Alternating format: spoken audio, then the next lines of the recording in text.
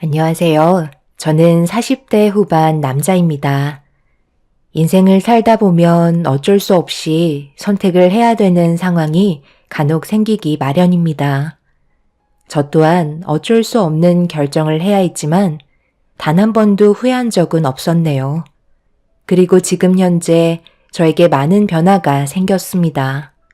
최근 몇 년간 있었던 일들에 대해 여러분들과 소통을 나누고 도움을 받아보고자 이렇게 사연을 신청하게 되었네요. 많은 분들께서 좋은 의견 남겨주시면 앞으로 제 인생에 도움이 될 것 같습니다. 결혼 생활한 지는 15년 정도 됐고, 연애 포함하면 20년의 세월을 아내와 함께 했었네요. 연애 기간이 꽤 오래되어서 장인 장모님께서 저를 친아들처럼 대해 주셨어요. 그때 당시 가진 게 없어도 건강한 몸뚱이 하나로 열심히 살면 뭐든 다 되는 줄 알았습니다. 그래서 쉬지 않고 땀 흘리며 앞만 보고 달려왔었죠. 그리고 어느 정도 안정자금이 마련이 되고 아내와 결혼을 할 수 있었어요. 오랜 기간 저를 봐오신 장인어른께서는 자기 딸을 굶길 것 같지는 않다고 저를 믿어주셨어요. 그렇게 아내와 함께 열심히 살면서 아들, 딸 둘 낳고 큰 기복 없이 순탄한 삶을 이어오고 있었습니다. 그런데 어느 날 장인의 건강 상태가 안 좋아서 병원에 입원했다는 장모님의 연락을 받게 되었고, 아내와 급하게 병원을 찾아 장인어른의 몸에 어떤 문제가 생겼는지 장모님께 듣는 순간 아내는 그 자리에 주저앉아 눈물을 쏟아내고 말았습니다.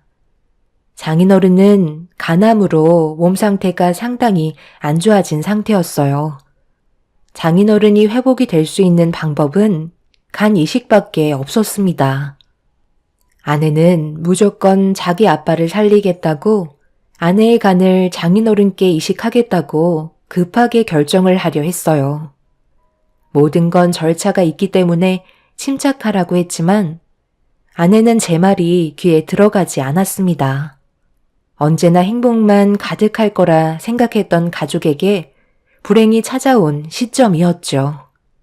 의사는 간 이식을 가족이 해줄 때 성공 확률이 제일 높고 부작용 또한 없다고 했지만 그렇다고 가족이 무조건 이식을 해줄 수 있는 것도 아니라면서 일단 적합한지에 대해 확인하기 위해 검사부터 진행하길 권장했어요.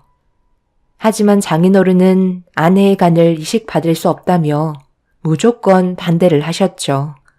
하지만 아내의 고집을 누구도 꺾을 수 없었기에 아내는 가능한지 불가능한지 확인이라도 해보겠다며 검사를 진행했습니다. 장모님도 검사를 진행하셨죠.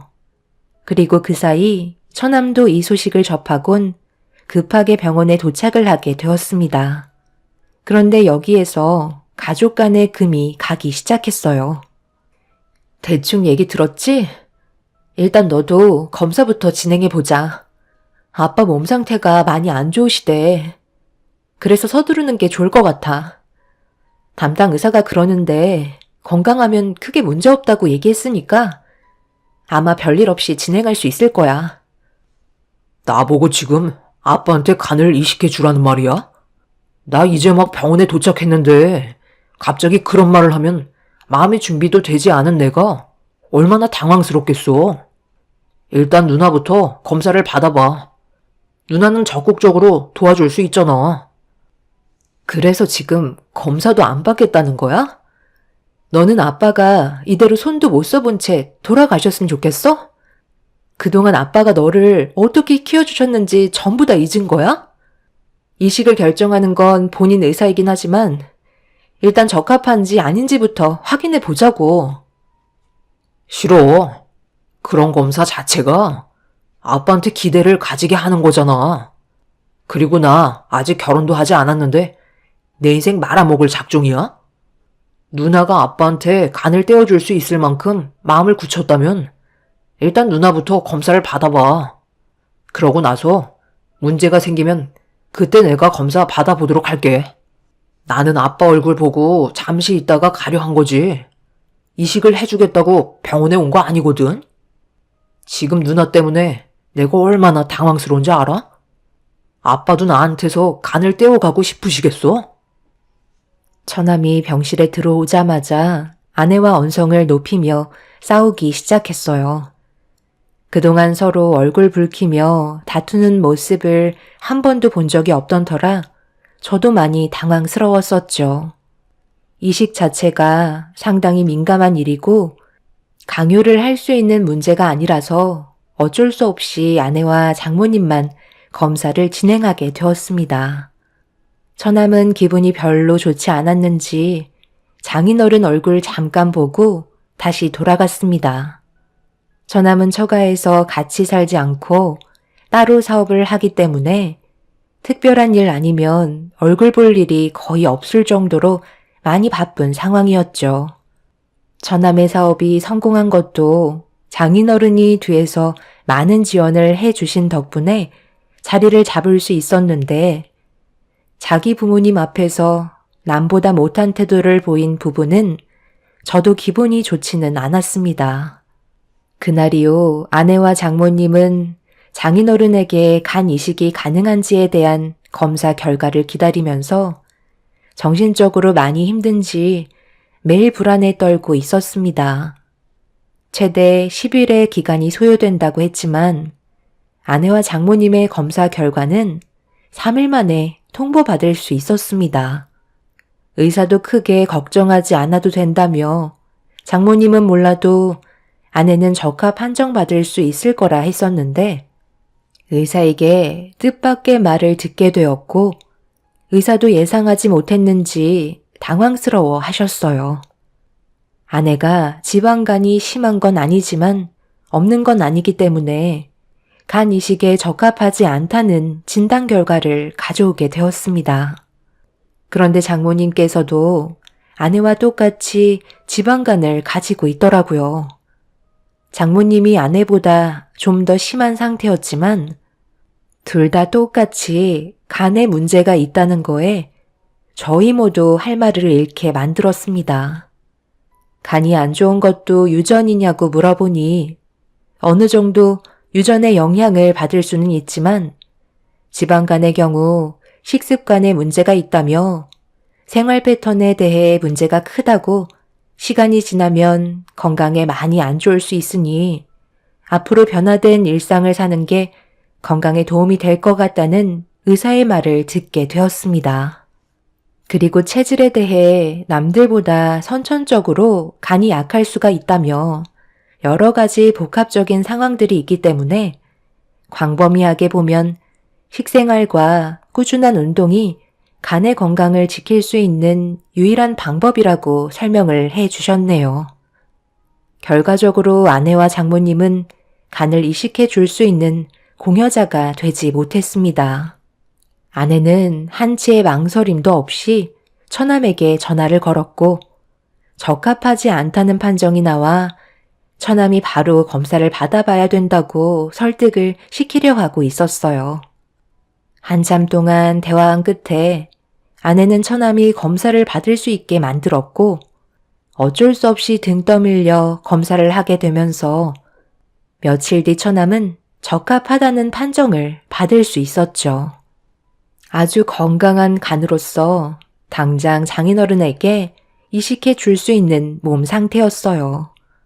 당연히 아내는 서둘러 수술을 진행하길 원했는데 처남의 생각은 그렇지 못했었네요. 아빠가 얘기해 보세요. 제 간을 가지고 싶어요? 굳이 결혼도 하지 못한 아들의 간을 떼가고 싶으신 거예요? 내가 언제 너한테 간을 떼달라고 했냐? 그렇게까지 하면서 살고 싶지 않다. 내 자식의 간을 어떻게 받을 수가 있겠어? 누나, 아빠 말 들었지? 내가 만약 결혼을 해서 자식이 있는데 아빠처럼 몸에 문제가 생겨서 기증을 받아야 되는 상황이 생긴다면 나는 무조건 내 자식한테 무엇이 됐든 받지 않을 거야.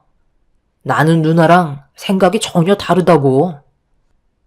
그래서 아빠가 이대로 세상을 떠나셔도 괜찮다는 거야? 뇌사자 기증자를 기다리려면 얼마나 오래 걸리는 줄 알아? 그 전에 아빠한테 더 큰 문제가 생기면 어떡하라고.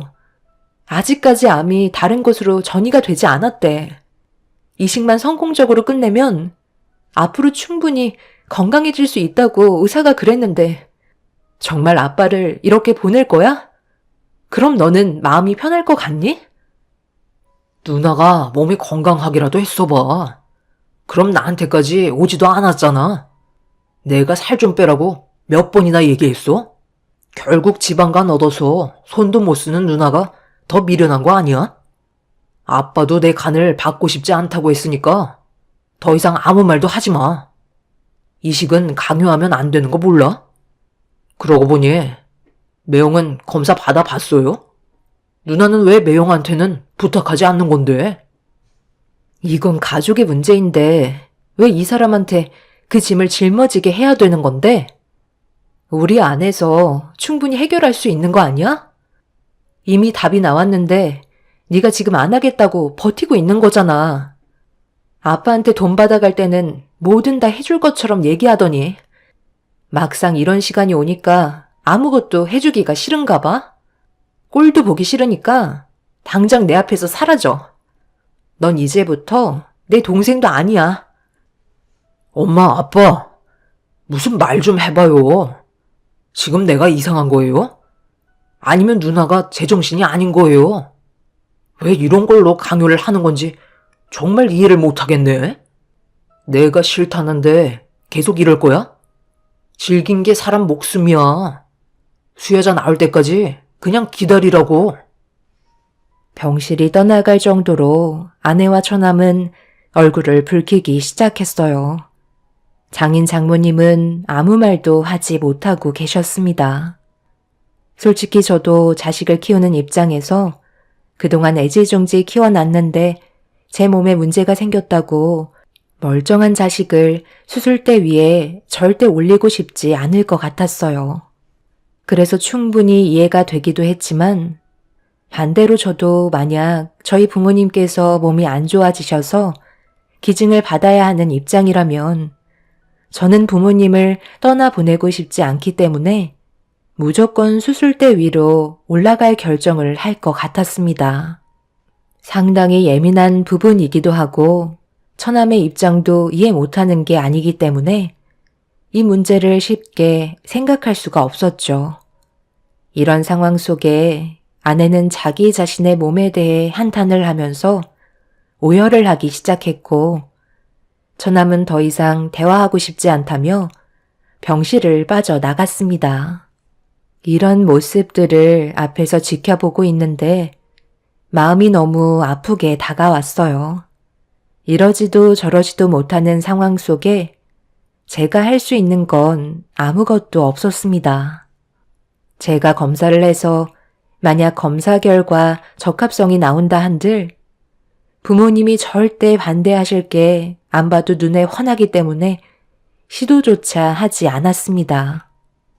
장인어른이 저를 그동안 아들처럼 생각해 주시고 항상 저를 좋게 봐주신 부분에 대해 감사하게 생각하고 있지만 제 몸은 제 것이 아니기 때문에 혼자서 모든 걸 단독적으로 결정할 수가 없었어요. 집안의 가장이자 부모님께서 저를 그동안 어디 하나 다치지 않게 키워주셨는데 장인어른을 위해 기증을 한다면 부모님께서 쓰러지실 건 뻔하기 때문에 저 또한 아무 말도 하지 못하고 오열을 하고 있는 아내를 보고만 있을 수밖에 없었어요. 결국 아무것도 해결이 되지 못한 채 장인의 건강 상태는 점점 더 악화만 되어갔고 그걸 지켜볼 수밖에 없는 저희는 하루하루가 괴로움의 연속이었습니다. 아내는 처남에게 지속적으로 전화를 걸어봤지만 받지 않았고 장인어른의 건강이 악화되어 가고 있는 걸 두 눈으로 보는데 그 모습을 보고 있는 저 또한 너무 괴로워 저도 일단 검사를 받아보기로 결정을 할 수밖에 없었죠. 부모님께 얘기하기 전에 일단 장인어른과 제가 적합한지부터 확인을 해보고 싶었습니다. 아내의 눈에서 쉬지 않고 눈물을 흘리며 슬퍼하는 모습을 더 이상 지켜볼 수가 없어서 결정하게 된 거였죠.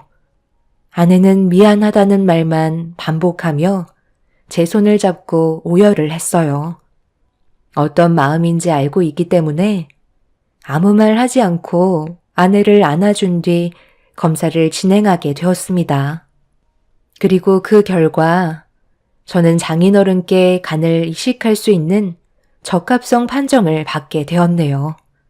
가족이 아닌 타인도 가능하다며 수술 성공률이 90% 이상이기 때문에 크게 걱정하지 않아도 된다는 말을 들을 수 있었고 이 문제를 해결하기 위해 부모님을 뵙게 되었네요. 예상했던 대로 제 말이 끝나기도 전에 강하게 반대를 하셨습니다. 무슨 말 한다고 해도 부모님께서는 들어주려 하지 않았어요. 하나뿐인 자식 잘못되게 하고 싶지 않다며 무조건 반대를 하셨습니다. 내가 그동안 너를 어떻게 키웠는지 뻔히 알면서 간을 주겠다는 말을 어떻게 내 앞에서 할 수가 있는 거니?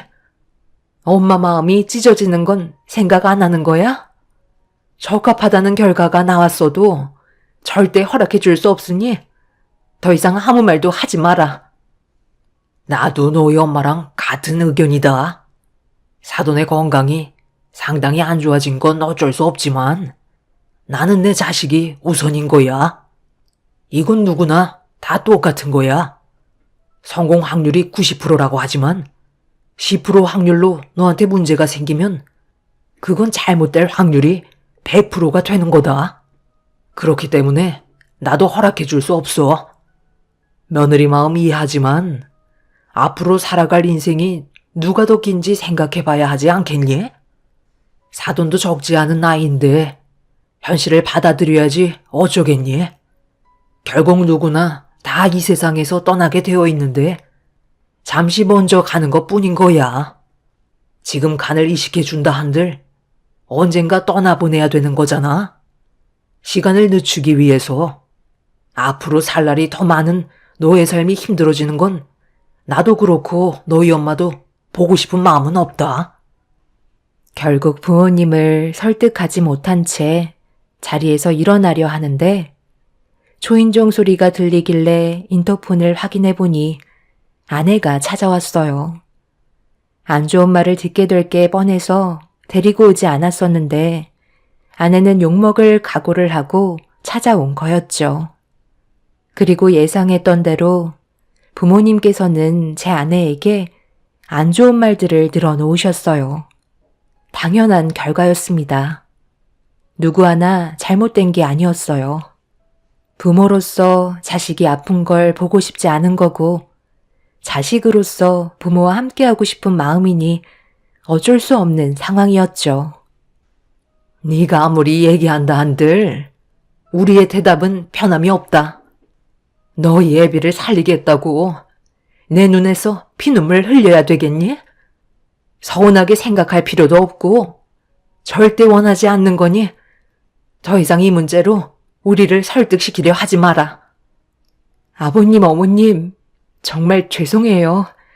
제가 무슨 할 말이 있겠어요. 저라도 똑같은 마음이었을 거예요. 하지만 이렇게 저희 아빠를 떠나보내고 싶지 않아요. 지금까지 받기만 했지 해드린 거 하나 없이 살아왔는데 손 한 번 써보지 못하고 이대로 보내드려야만 한다는 게 제 마음이 찢어질 것만 같아요.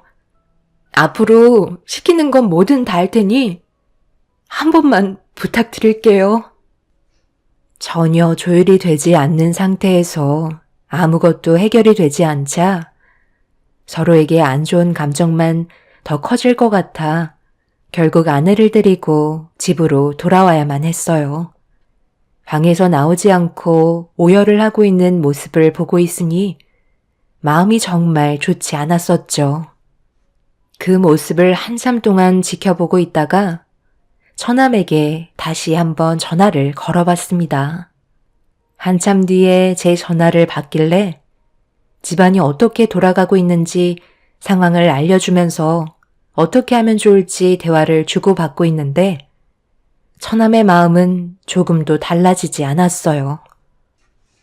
저한테 감 맡겨놨어요? 매형이 저가 판정 받았다면 그냥 해주면 되잖아요. 어차피 결혼도 해서 누나도 옆에 있으니 손해볼 거 없잖아요. 저는 그냥 지켜만 보려고요. 어쩌겠어요. 저희 아빠 인생이 거기까지인 건데요. 매형도 이식해줄 수 없다면 방법이 없는 거잖아요. 꼭 그렇게 말을 해야 돼? 모두가 지금 얼마나 힘든 상황인지 뻔히 알면서 할 말이 그것밖에 없는 거야? 내가 처남한테 이래라 저래라 할 수는 없지만 그래도 말은 그렇게 하면 안 되지. 그래도 처남이 지금까지 누구 때문에 그 자리에 오를 수 있었던 건데 장인어른의 재력이 아니었다면 뭣도 없는 처남이 성공했을 수 있겠어? 나는 더 이상 2번 다시 연락하지 않을 테지만 처남도 무슨 일이 있던 2번 다시 연락하지 말고 우리 앞에 나타나지 마. 힘들 때 서로 도와주는 게 가족인 거야. 앞으로 내 눈에 보이는 순간 절대 가만두지 않을 테니 절대 얼굴 보이지 마. 알겠어? 그걸 왜 매형이 기준을 정하는 건데요? 내일은 내가 알아서 할 테니까 신경 끄세요. 혼자서 온갖 착한 척은 다 하시네. 처남은 자신이 뭘 잘못하고 있는지 전혀 인지하지 못하고 있었어요. 그래도 자기를 키워준 아버지인데 슬퍼하기는커녕 오히려 잘 됐다는 말을 하는 모습이 저를 더욱더 화가 나게 만들었죠. 이런 상황 속에 저 또한 너무 답답한 나머지 지쳐 쓰러져 자고 있는 아내를 확인하고 집 밖으로 나와 병원으로 향했어요. 장인어른과 대화 좀 나누고 싶어 병실 문을 열려 하는데 대화 소리가 들리길래 귀를 기울이는 순간 너무 놀라 입을 다물지 못했고 눈물이 쏟아지고 말았죠. 얼마나 마음이 안 좋으세요? 저희도 사돈어른께서 몸이 안 좋으시니까 하루하루가 너무 힘든 상황입니다. 오늘 제 아들과 며느리가 저희 집에 찾아왔더라고요. 말 안 해도 무슨 대화를 주고받았는지 아시겠죠? 솔직히 아들이 찾아왔을 때 어느 정도 예상은 하고 있었어요. 그래서 당연히 단호하게 거절을 했죠. 사부인도 저희 입장 이해하시죠? 그런데 며느리까지 저희 집에 찾아와서 무릎을 꿇고 애원하며 눈물을 쏟아냈는데 너무 마음이 안 좋았어요. 똑같이 자식을 가진 입장에서 제가 왜 그 마음을 모르겠어요. 사부인도 그렇고 저도 부모를 떠나보낼 때 함께하지 못했던 시간들이 너무 후회가 되었고 지금은 보고 싶어도 볼 수가 없으니 간절한 마음 저도 잘 알고 있죠. 그런데 제 아들의 몸에 상처를 내는 건 또 다른 상황이잖아요. 지금까지 사지 멀쩡하게 어디 하나 다치지 않게 키웠는데 이런 일이 생기니 저도 난감하긴 합니다. 그런데 내 아들이 도와주면 정상적인 생활이 가능하다면서요. 희망이 없는 곳에 던지는 건 미련한 짓이지만 좋아질 수 있는 방법이 있다면 저희가 돕도록 하겠습니다. 저도 며느리를 딸처럼 생각하고 있는데 평생 가슴 아파하면서 슬퍼하는 모습을 상상하니 제 마음도 좋지가 않네요. 그래서 저희가 오늘 찾아온 겁니다. 당연히 쉽게 결정한 문제도 아니고 저희 마음도 찢어지지만 사돈어른께서 제 아들을 진심으로 대해줬던 세월을 생각하니 무조건 거절만 할 수도 없겠더라고요. 앞으로 모두가 행복해졌으면 좋겠네요. 부모님의 결정이 저를 오열하게 만들었어요. 한 사람의 행복을 위해서가 아닌 모두를 위해 결정을 내리셨고 이 사실을 듣게 된 아내는 급하게 병원으로 찾아와 저희 부모님 앞에 몇 번이나 감사하다며 눈물을 쏟아내었습니다. 생명을 살리는 일인 만큼 모두가 신중했고 장인어른께서도 저희 부모님의 결정에 감사하다며 눈물을 흘리셨네요. 그렇게 부모님의 허락으로 저는 아픈 장인을 위해 간의 60%를 이식해 드렸고, 이식을 받은 장인은 날이 가면 갈수록 건강을 되찾을 수 있었습니다. 장인어른과 저는 수술 결과가 모두 좋아 후유증 없이 회복을 할 수가 있었고, 저는 복강경 수술을 해서 흉터도 많지 않았어요. 의사는 1년 후에는 간이 원래의 크기로 재생이 되기 때문에 생활하는 데 큰 문제는 없을 거라고 앞으로 몸 관리만 잘하면 된다는 긍정적인 말을 해 주었습니다. 그렇게 성공적인 수술로 인해 양가 집안 모두는 행복한 시간을 보낼 수 있게 되었죠. 1년의 시간이 지나는 동안 지속적으로 정밀 검사를 받는 동안 큰 문제는 없었고, 의사의 말대로 간은 원래의 크기로 회복이 되어 있는 상태였어요. 장인어른께서도 정상적인 생활이 가능해져 더욱더 철저하게 몸 관리를 하며 후회 없는 삶을 사시려고 항상 노력하셨습니다. 그런데 1년이 지난 시점에 갑자기 처남이 연락도 없이 찾아왔더라고요. 당연히 처남을 반겨줄 사람은 아무도 없었죠. 아내가 이런 상황들을 전부 다 처남에게 알려줬을 때도 수술한 날 병원에도 찾아오지 않았으면서 1년이 지난 시점에 찾아온 이유는 충격적이게도 결혼을 하기 위해 저희 가족이 필요하다는 말을 하고 있었습니다. 당연히 장인어른은 대화하고 싶지 않다며 자리에서 일어나셨고, 장모님께서도 처남에게 막말을 퍼부으면서 난리를 치셨어요. 아내는 처남의 얼굴에 손을 올려붙이며 당장 나가라고 동네가 떠나갈 정도로 소리를 질렀습니다. 하지만 처남은 뻔뻔하게도 결혼을 서둘러야 한다며 상견례부터 잡을 거라고 혼자서 모든 걸 계획하고 있었어요. 정말 할 말도 없었고, 처남의 그런 모습이 모두를 더욱더 분노하게 만들었습니다. 그런데 등을 돌리셨던 장인어른께서 원하는 결혼하게 해주겠다며 상견례 날짜 잡으라는 말을 하시길래 아내와 장모님은 경악을 하며 화를 냈지만, 장인어른께선 그래도 자식인 걸 어쩌냐며 그렇게 처남을 돌려보냈어요. 장모님과 아내는 무슨 생각으로 그런 거냐고 물어보면서도 한편으론 장인의 건강이 악화될까봐 불안해하고 있었어요. 스트레스가 몸에 안 좋은 영향을 끼치기 때문에 더 이상 분위기를 험악하게 만들 수는 없었습니다. 깊은 고민에 빠지신 장인어른을 보면서 저희는 그 뒤를 따라갈 수밖에 없었고, 결국 상견례까지 하고 예식 날짜까지 잡고 말았습니다. 장인어른은 아무렇지 않은 듯 행동하시는 모습이 이해되지 않았지만 묵묵히 지켜볼 수밖에 없었어요. 그렇게 예식 당일 모두가 모여 출발을 하려는데 장인어른께서 부르시더니 갑자기 저를 빼고 예식장에 가겠다는 말씀을 하셨습니다. 납득이 되지 않아 이유를 여쭤보니 저까지 예식장에 가는 건 집안의 품격을 떨어뜨리는 일이라고 괜히 저한테까지 안 좋은 모습을 보이고 싶지 않다는 말을 하셨죠.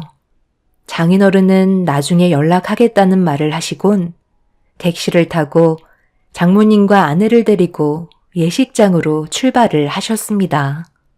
아내도 영문도 모른 채 장인어른을 따라가긴 했지만 몸이 온전치 않으셔서 큰 문제가 생길까봐 그래도 있을 순 없어서 처가 식구들을 뒤따라 갔습니다. 그렇게 예식장에 도착해 상황을 살피고 있는데 이미 결혼식은 진행이 되고 있었죠. 뒤에서 지켜보고 있는데 처남의 사돈분들께서 장인어른의 건강을 걱정하셨는지 특별히 중역 좌석을 마련하셨고 서로 웃음을 주고받으며 자리에 앉으신 장인어른을 보고 가까이 다가가 그 중역 좌석 쪽에 조용히 앉아 있는데 갑자기 예식장 앞에 대형 스크린에서 영상 하나가 재생이 되더니 충격적이게도 엄청난 광경이 눈앞에 펼쳐지고 말았습니다. 순식간에 식장은 아수라장이 되었고 처남과 장인어른의 대화가 시작되었죠.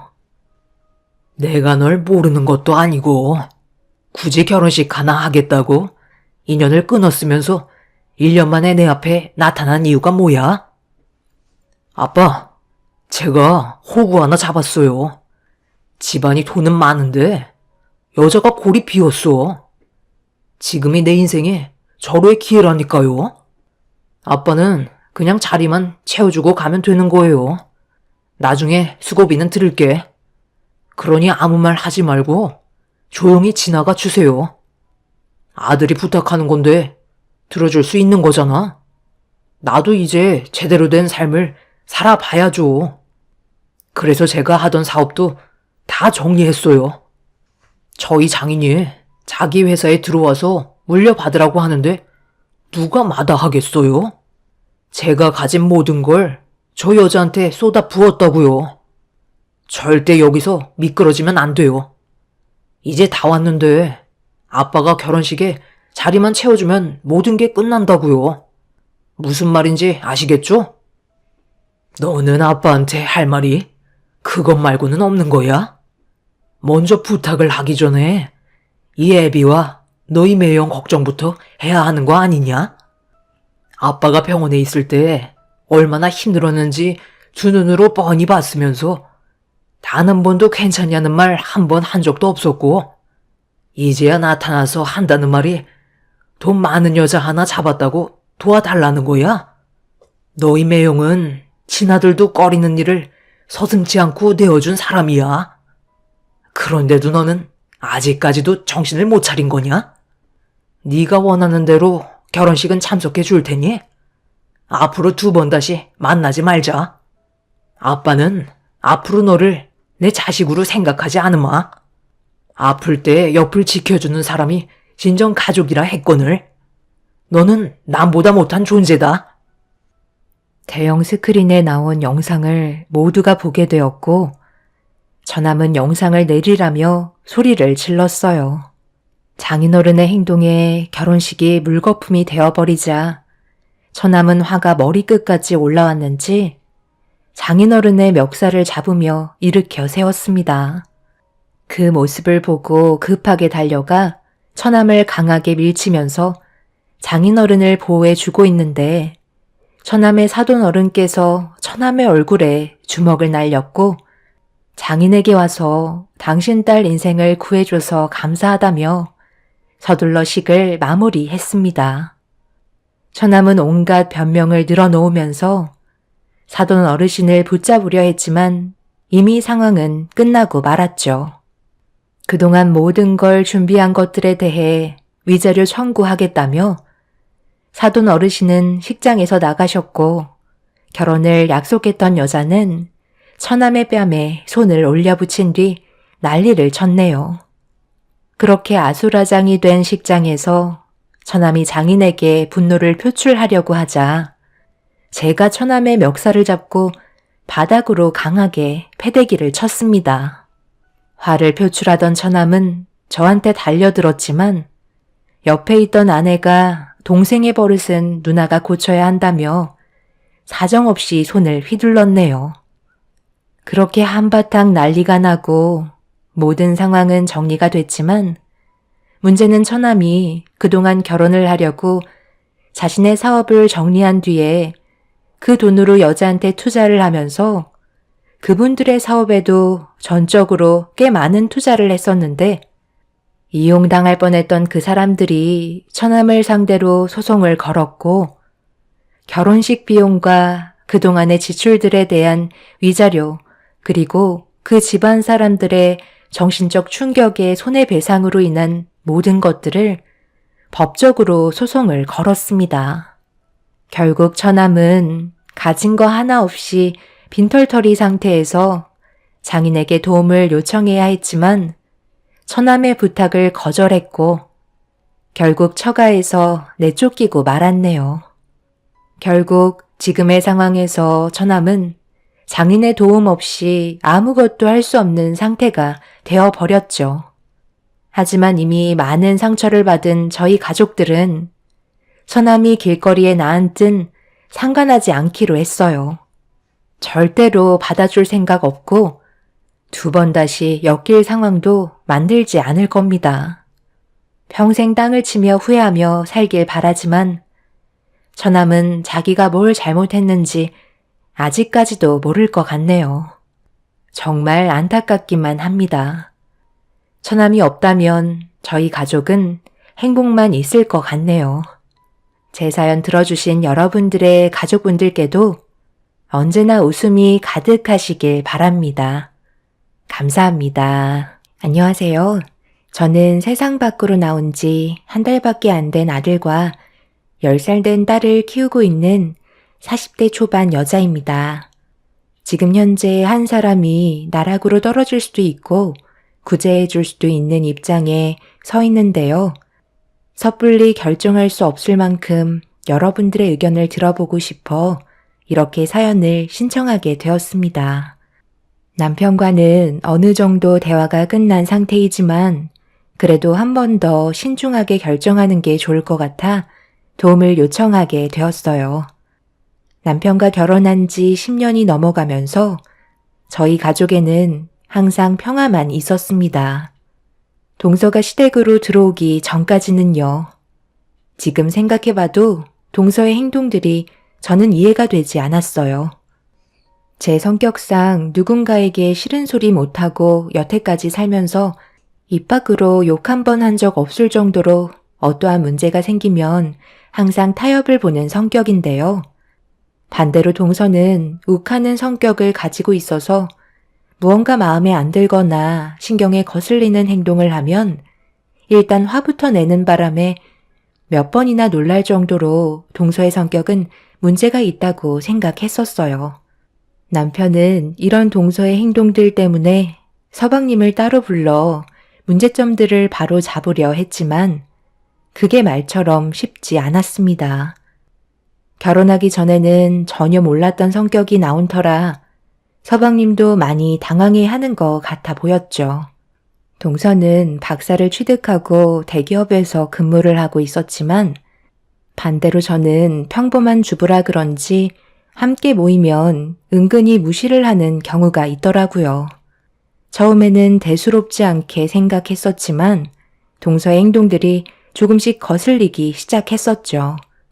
그래서 단둘이 있을 때 최대한 좋게 대화로 풀어나가려 했는데 문제는 동서가 귀를 닫았는지 제 말을 아예 들으려 하지 않더군요.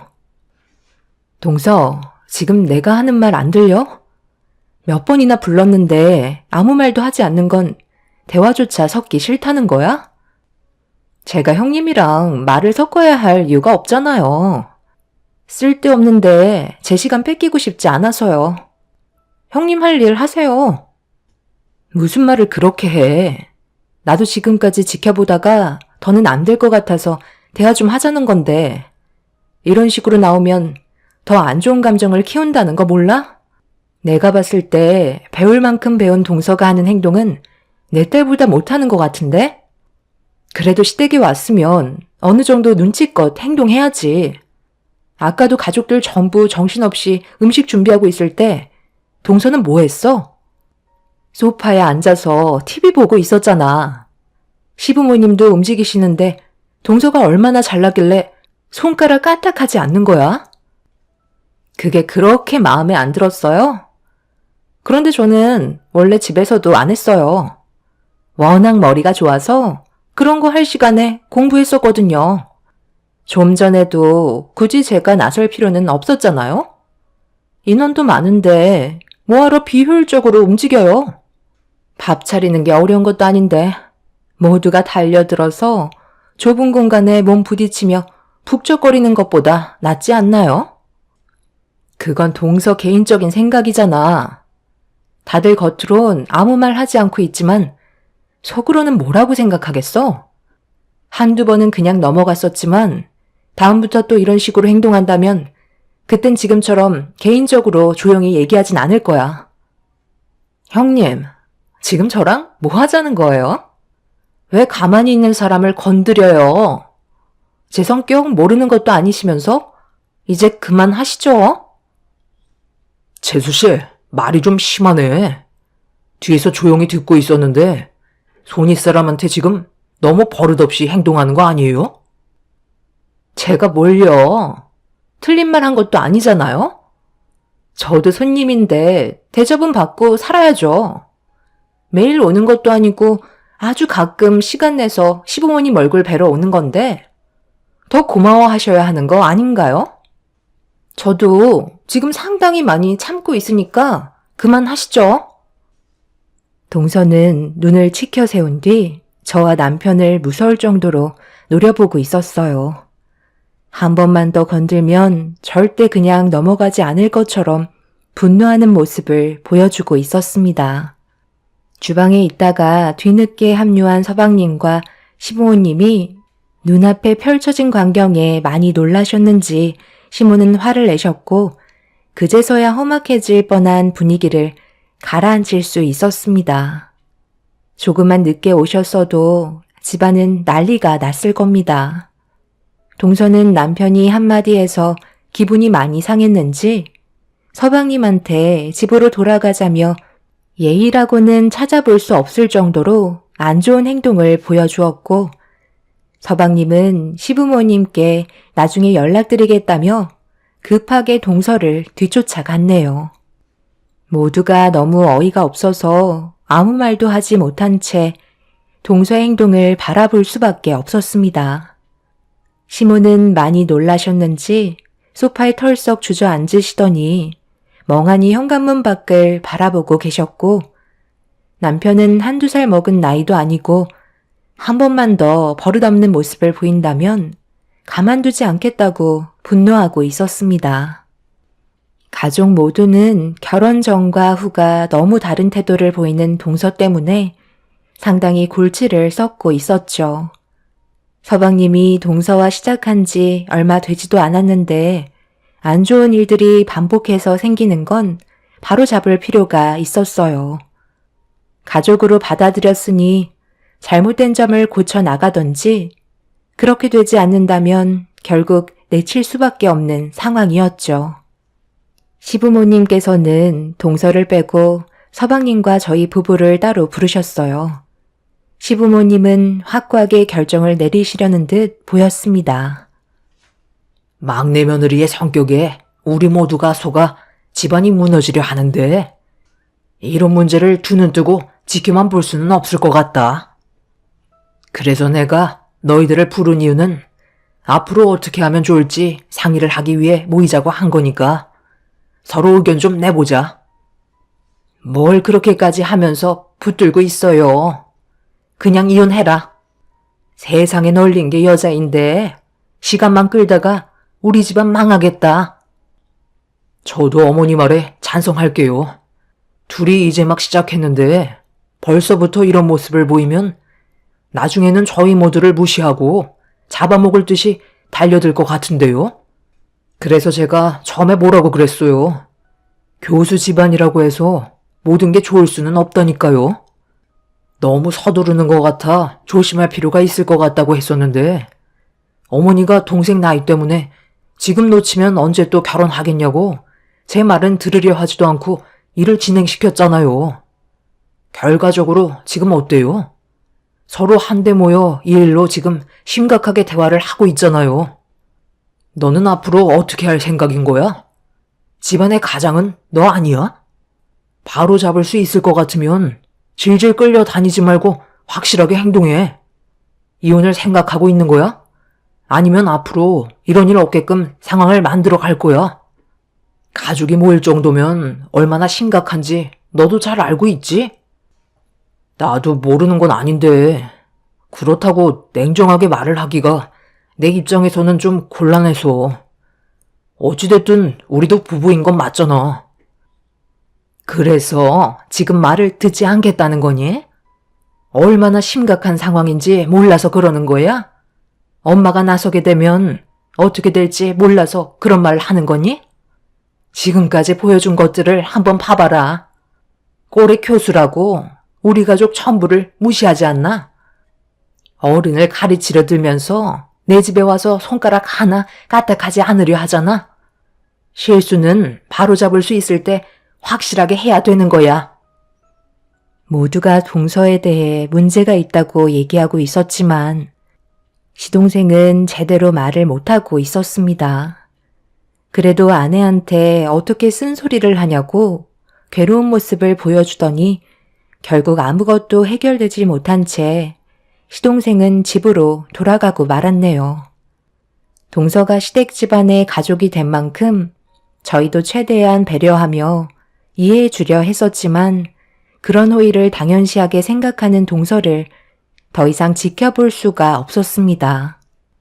그래서 시동생이 돌아간 뒤 저희 부부는 시부모님과 많은 대화를 주고받았었죠. 그리고 이 문제들을 바로잡기 위해 돌아오는 주말에 동서를 시댁으로 부르려 했는데 생각지도 못한 일이 생기고 말았습니다. 며칠간 몸이 별로 좋지 않았는데 사람 느낌이라는 게 임신일 것 같은 생각이 스치더라고요. 약간의 몸살 기운처럼 미열도 있었고 울렁거림도 조금은 있는 것 같아 혹시나 하는 마음에 테스트를 해봤는데 계획에도 없었던 선물이 찾아오게 되었죠. 그렇게 되자 동서의 문제보다 제 뱃속에 있는 아이의 관심이 쏠리게 되면서 시부모님은 늦은 나이에 임신을 했다는 소식에 기뻐 날뛰시며 동서의 일은 아예 잊어버리셨어요. 우선적으로 제 몸부터 생각해야 된다며 저를 아껴주셨고 시부모님의 관심과 축복 속에서 동서는 최대한 신경 쓰지 않고 지내던 어느 날 시부모님 식사 초대로 시댁에 가는 일이 있었습니다. 그리고 모두가 한자리에 모여 식사를 하던 도중 동서의 한마디에 또다시 좋았던 분위기는 순식간에 가라앉고 말았죠. 두 분이 부부금실이 좋으신가 봐요? 계획에도 없던 아이가 생긴 거라면서요. 적지 않은 나이에 임신하면 장애를 가진 아이가 태어날 확률도 높다고 하던데 아이 생각은 전혀 안 하신 거네요? 그리고 이제 좀 숨 좀 돌리실만 하실 텐데 또다시 육아를 해야 되는 거예요? 생각만 해도 정말 끔찍할 것 같아요. 또다시 출산의 고통부터 시작해서 시도 때도 없이 울어대는 아이 때문에 밤잠 설쳐가며 살아야 되잖아요.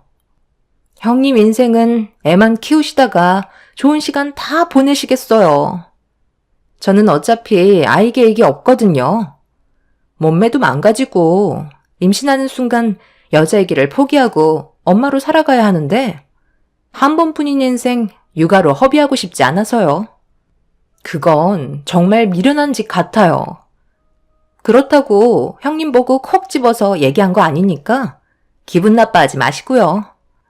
그냥 제 입장에서 얘기해드린 것 뿐이에요. 모든 걸 포기할 수밖에 없다는 게 안타까워서 하는 얘기예요. 너 지금 그게 무슨 말버릇이야? 축하한다는 말 한마디 해주지 못할 거면 입을 다물고라도 있던지. 내가 두 눈 시퍼렇게 뜨고 있는데 말하는 꼬락서니가 아주 못돼 처먹었네. 장애를 가질 확률이 높다고? 그러길 바란다는 거니? 그리고 애를 가지지 않겠다는 건 또 무슨 말이야? 나한테는 그런 말 한 번도 한 적 없었잖아. 아들, 너는 막내 며느리가 아이를 가지지 않겠다는 거 알고 있었니? 말을 못하는 걸로 봐선 서로 벌써 대화가 끝났나 보구나. 나한테는 한마디 상의도 없이 너희들끼리 모든 걸 결정하고 살 거면 두 번 다시 내 앞에 나타나지 마라. 어떻게 하나부터 열까지 마음에 드는 게 하나도 없는 거야? 교수라고 좀 나을 줄 알았더만 말버릇도 더럽고 자기보다 어른인 사람들한테 함부로 대하는 며느리 두 번 다시 보고 싶지 않다. 얼굴 꼴도 보기 싫으니까 그만 돌아가. 안 보고 사는 게 모두에게 이득일 것 같다. 어머님, 저 서운하게 무슨 말을 그렇게 하세요? 저는 뭐 말도 못해요. 그냥 여러 가지 통계상 봤을 때 늦은 나이에 아이를 가지는 건 위험 부담이 그만큼 크다는 걸 말씀드린 것뿐이라고요. 그게 잘못된 건 아니잖아요. 그리고 아이 가지는 건 어머님이 관여하실 문제가 아니죠. 제 인생 대신 살아주실 것도 아니면서 아이 낳았다가 나중에 이 사람이랑 이혼하면 그땐 어머님이 책임지실 거예요? 사람 일은 아무도 모르는 거잖아요. 혹시 모를 안 좋은 일들을 막기 위해 그렇게 하는 건데 너무 강요하지 마세요. 저도 막내 며느리로서 최대한 열심히 하고 있는 중이라고요. 제 말 무슨 뜻인지 아시겠죠? 매번 얼굴 볼 때마다 동서의 행동은 새로웠어요. 양파 껍질 까듯 계속해서 새로운 모습을 보여주는 동서는 가족 전체에게 너무 큰 충격을 안겨주었죠. 살면서 이런 사람을 만나본 적도 없었지만 너무 당당한 모습들이 나중에는 저희가 잘못된 건지 헷갈릴 정도로 동서는 상식에서 많이 벗어난 모습을 보여주고 있었네요. 동서가 어떻게 박사가 되었는지도 이해하기가 어려울 정도로 너무 특이했었습니다. 결국 시모가 난리를 치자 동서는 별것도 아닌 거 가지고 화를 낸다면서 먹을 만큼 먹었으니 먼저 일어나 보겠다며 또다시 자리에서 먼저 일어나 집 밖으로 나갔습니다. 시모는 동서의 행동, 혈압이 오르셨는지 뒷목을 잡고 휘청거리시더니 시동생에게 집안이 떠나갈 정도로 화를 내시며 최대한 빨리 둘이 갈라서라고 화를 내셨습니다. 저도 동서의 막말에 급격한 스트레스를 받았는지 아랫배에 통증이 오기 시작하길래 방에 들어가 누워 있어야만 할 정도였어요. 뱃속의 아이가 꼭 장애로 태어나길 원한다는 그런 눈빛을 보이면서 저를 한심하게 쳐다봤던 시선들을 조금도 잊을 수가 없었습니다. 그날 이후 동서도 눈치는 있는지 한동안 조용하게 지내면서 분위기를 파악하는 듯 보였습니다. 시부모님도 그렇고 저희 부부도 동서와 엮이고 싶지가 않아 따로 연락을 안 하며 지냈었고 그런 시간을 보내다 보니 어느새 출산날이 얼마 남지 않은 막달이 되어 있었네요. 그런데 어느 날 한 번도 연락이 없었던 동서가 갑자기 전화가 왔어요. 별로 받고 싶지 않았지만 10달의 시간은 어느 정도 마음을 가라앉히게 만들었는지 무슨 말을 하려는 건지 드러나 보기 위해 전화를 받았습니다. 동서는 저에게 한 번도 보여주지 않았던 애교를 떨며 한층 업된 목소리로 안부를 물으며 대화를 시도했어요. 용건만 간단히 했으면 좋겠다는 말에 동서는 저와 어딜 함께 가길 원하고 있었어요. 형님, 잘 지내셨어요? 제가 요즘 너무 바빠서 그동안 연락을 못 드렸었는데 곧 출산 예정이라면서요? 움직이는 것도 지금은 많이 힘드시겠어요. 혹시 출산 전에 저와 잠깐 어디 좀 다녀올 수 있을까요? 형님이랑 저랑 개인적으로 시간을 보낸 적이 없었잖아요. 대화도 좀 나누고 좋은 추억 만들면 좋을 것 같은데? 멀리 가는 건 아니고 형님 집이랑 멀지 않은 곳에 잠깐 자리를 마련했거든요. 아는 지인도 몇 명 오는데 저 혼자 가는 것보다 형님이 옆자리를 채워줬으면 하거든요. 그냥 앉아만 있으면 돼요. 오래 걸리지도 않아요. 그이가 회사 일이 많이 바쁜지 같이 참석을 할 수 없다고 하더라고요. 내가 알지도 못하는 곳을 무턱대고 가는 건 힘들 것 같은데. 나도 이제 곧 출산 예정이라 무리하게 움직이는 것도 걱정이 돼서 지금 아무것도 하지 않고 있어. 오래간만에 전화해서 부탁하는 건데 들어주지 못하겠네. 다른 사람을 알아보는 게 좋겠어. 저는 형님이 꼭 필요하다니까요. 제가 언제 이런 부탁한 적 있어요? 제가 데리러 갈 테니까 옆에만 있어주면 돼요.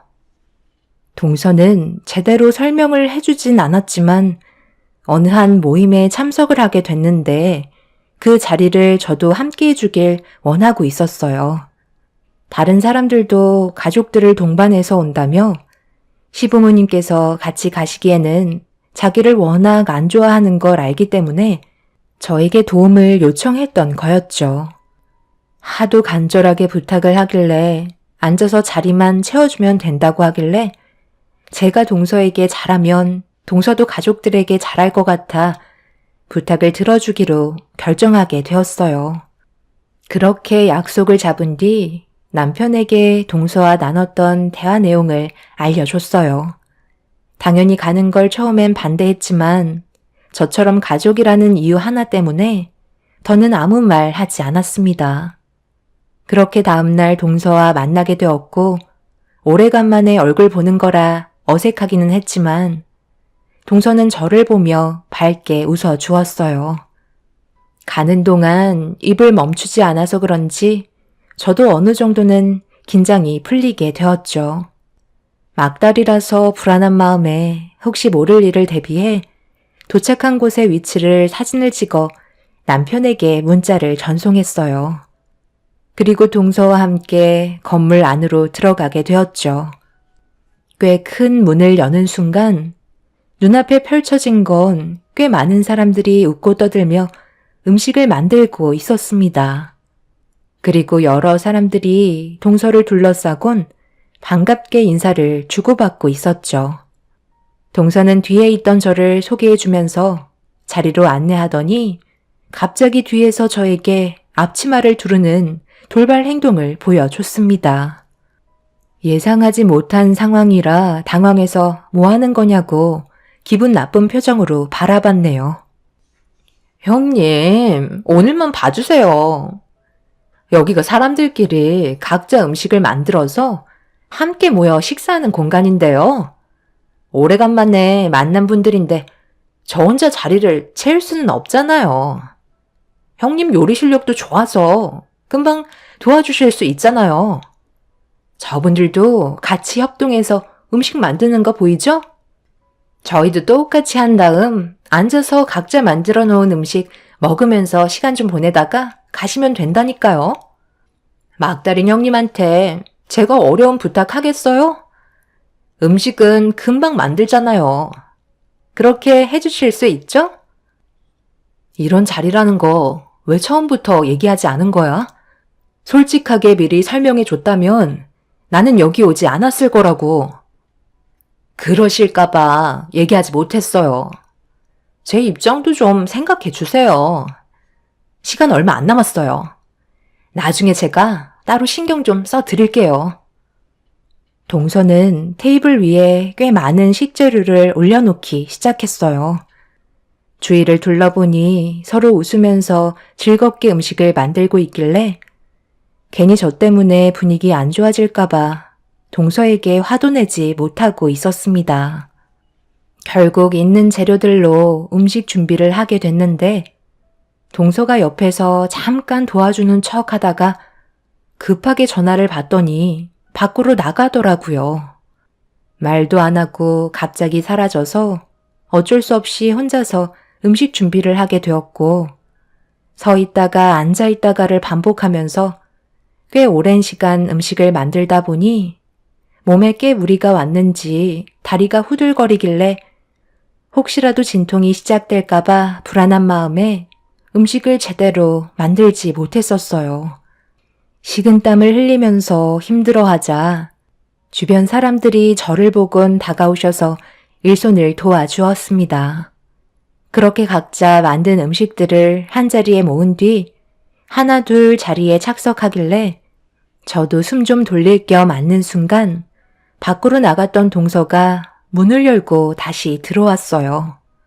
너무 어이가 없어서 얼굴이 붉어지자 눈치 빠른 동서는 저에게 서둘러 다가와 회사에서 급하게 전화가 와서 어쩔 수 없었다며 많은 사람들이 보는 앞에서 죄송하다며 이해해달라고 얘기한 뒤 제 옆자리에 앉았습니다.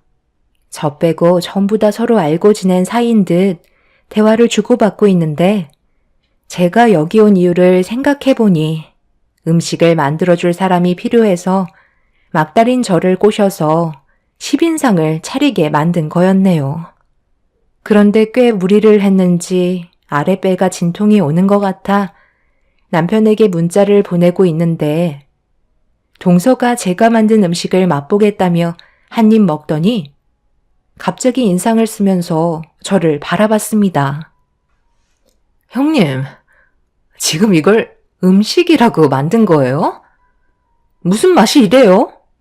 이건 사람이 먹을 음식이 아니잖아요. 이 자리가 어떤 자리인지 모르셔서 대충 만드신 건 아니시죠? 저에게 정말 중요한 자리라고요. 그래서 회사분들이 형님이 만든 음식을 먹지 않고 있었던 거라고요. 시댁에서는 그래도 꽤 음식을 하는 것 같아 부른 건데 분위기만 망쳤잖아요. 볼일 끝났으니까 이제 그만 돌아가도 될 것 같아요. 어차피 옆에 있어봤자 할 말도 없잖아요? 그리고 이거 오늘 고생하신 일당이에요. 10만 원 넣어드렸는데 이 정도면 괜찮죠? 음식도 버려야 할 지경인데 드리는 거는 그래도 여기까지 오셔서 고생하신 게 있으니까 챙겨 드리는 거예요. 제가 드린 돈으로 택시 타고 가시면 되겠네요. 멀리 나가지 않을 테니 살펴가세요. 여러분들 이해 좀 해주세요. 맛도 지능이 높아야 잘 내는데 저희 형님이 지능이 낮아서 음식이 이 모양 이 꼴이네요. 그냥 술이나 한잔 하시죠. 동서의 행동은 저를 눈이 뒤집히게 만들어버렸고 제가 만든 음식들을 전부 동서의 머리 위로 쏟아 부어 버렸습니다. 그동안 참을 만큼 참고 있었는데 그날 저에게 했던 행동은 저를 사람이 아니게 만들어 버렸어요. 살면서 단 한 번도 남한테 목소리 높여 화를 내거나 욕 한 번 한 적 없었던 제가 동서에게 처음으로 온몸이 떨릴 정도로 막말을 퍼부어 버렸네요. 동서도 자기 머리 위로 음식들이 쏟아져서 놀랐는지 난리를 치기 시작했고 이성을 잃어버린 동서를 사람들이 말리기 시작했어요. 제가 임신한 걸 사람들이 알고 있었기 때문에 서둘러 피하라는 말에 더는 그 자리에 있을 필요가 없을 것 같아 서둘러 건물 밖으로 빠져나왔죠. 그렇게 택시를 타기 위해 배를 손으로 받치며 걸어가고 있는데 그날따라 택시도 잘 잡히지 않더라고요. 남편한테 문자를 보내던 도중에 동서가 일을 크게 만든 터라 연락을 하지 못해서 다시 전화를 걸어봤는데 남편이 하필 전화를 받지 않고 있었습니다. 어쩔 수 없이 택시를 잡을 수 있는 곳으로 걸어가고 있는데 뒤에서 동서가 저를 부르며 입에 거품을 물고 달려오고 있었어요. 몸도 무거운 상태에서 대응을 할 수가 없을 것 같아 두려움에 떨고 있는데 순식간에 제 앞으로 달려온 동서는 자기 머리 위로 음식을 쏟은 걸 용서할 수 없다며 막달인 저를 함부로 대하기 시작했습니다. 머리채를 잡고 좌우로 흔들면서 별것도 아닌 게 자기를 함부로 대했다며 길거리에서 난리를 치자 주위에 있던 사람들이 대신 저와 동서를 떨어뜨려 놓았어요. 이미 동서는 침을 질질 흘리면서 자기 성격 모르냐며 오늘 일을 용서할 수 없다고 바닥에 있던 돌을 저에게 집어 던졌네요. 그런 안 좋은 상황 속에 온몸이 떨려왔고 다리에 힘이 풀려 주저앉았는데 갑자기 누군가 멀리에서 제 이름을 부르는 소리가 들려왔어요. 그리고 사람들 틈 사이를 비집고 들어온 사람은 제 몸부터 살폈습니다. 은경아, 네가 여기는 어쩐 일이야? 갑자기 이게 무슨 상황이냐? 어디 다친 데는 없고? 저 사람 누구야? 아는 사람이니? 삼촌, 여긴 어쩐 일이세요? 말을 하자면 좀 길어요. 저 좀 도와주세요. 동서가 지금 이성을 잃어버린 것 같아요. 김영서, 일단 저 여자부터 붙잡아. 무슨 상황인지는 정확하게 모르겠지만 내가 멀리에서부터 봤던 행동을 보면 그쪽은 형법상 특수폭행죄로 임산부인 내 조카한테 위험한 물건으로 상해를 가했고 뱃속에 있는 아기를 잃을 수도 있는 중범죄에 속하기 때문에 지금 이 시간 이후로 법적인 조사를 받게 될 겁니다. 아시겠어요? 은경아, 일단 병원부터 가도록 하자. 제가 결혼할 때 얼굴 한번 보고 그 이후로 아빠와 사이가 안 좋아지면서 한동안 연락이 끊겼었는데 삼촌은 정부 종합청사에서 법무부의 법조인으로 근무를 하고 계셨었죠. 정말 다행히도 제가 위험에 처했을 때 발견하셔서 더 큰 상황을 막을 수 있었던 거에 감사할 뿐이었습니다. 동서의 행동은 법적으로 상당히 심각한 문제였어요. 저와 아이의 생명에 지장을 줄 수 있을 만큼 잘못된 행동을 저질렀기 때문에 5년 이하의 징역을 처벌받거나 1,000만 원 이하의 벌금에 처하게 되는 상황이었죠. 막달인 임산부에게 돌을 던지고 머리채를 잡아 바닥에 패대기 쳤다는 건 절대로 용서해 줄 수 없는 일이었습니다. 남편도 이런 소식을 듣고 병원에서 안정을 취하고 있는 저에게 찾아와 몸부터 살폈고 집안 전체가 난리가 나고 말았네요. 그날 이후 다행히 건강한 아들을 출산할 수 있었지만 모두가 기뻐할 수는 없었어요. 동서의 처벌을 기다리고 있었기 때문이었죠. 시부모님도 그렇고 저희 집안도 동서에 대해 용서해주고 싶은 마음이 없었는데 문제는 동서의 집안에서 한 번만 용서해달라며 합의를 구하고 있는 상태입니다.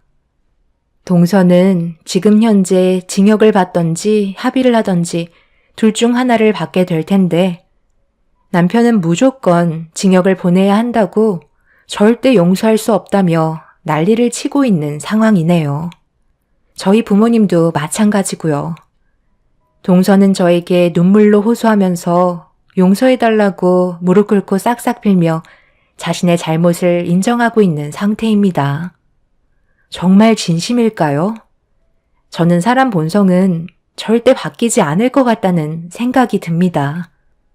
여러분들께선 어떻게 하면 좋을지 의견 부탁드리겠습니다. 오늘 하루도 기쁨 넘치는 날이 되시길 바랄게요. 감사합니다. 안녕하세요. 저는 40대 초반 여자입니다. 최근 몇 달간 저에게 말도 안 되는 일들이 한꺼번에 몰려와 아직까지도 현실을 받아들이는데 많은 어려움을 겪고 있는 중이네요. 어느 날 남편의 정장을 세탁소에 맡기기 위해 안쪽 주머니에 소지품이 들어있는지 확인을 하던 도중 쪽지 하나가 나오길래 펼쳐보니 전화번호 하나가 적혀 있더라고요. 자동차 영업사원이라 여기저기 돌아다니는 지역이 많다 보니 손님의 전화번호일까봐 테이블 위에 올려놓은 뒤 정장을 세탁소에 맡겨 두었어요. 영업사원이라 첫 이미지가 상당히 중요하기 때문에 남편은 옷에 대해 신경을 많이 쓰는 편이었어요.